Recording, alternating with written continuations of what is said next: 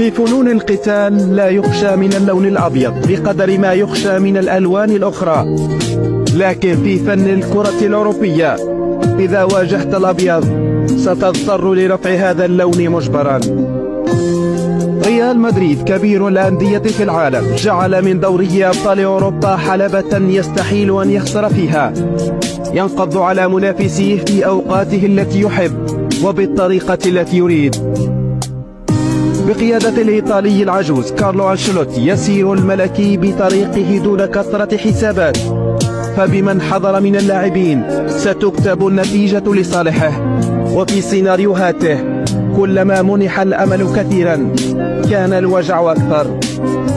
صاحب الأربعة ألقاب فوق العشرة يريد معادلة ألقاب أندية إنجلترا مجتمعة، وأن يفوق ضعف رقم أقرب ملاحقيه ميلان الإيطالي ليكتب سجلا لوحده بعيدا عن باقي فرق القارة العجوز.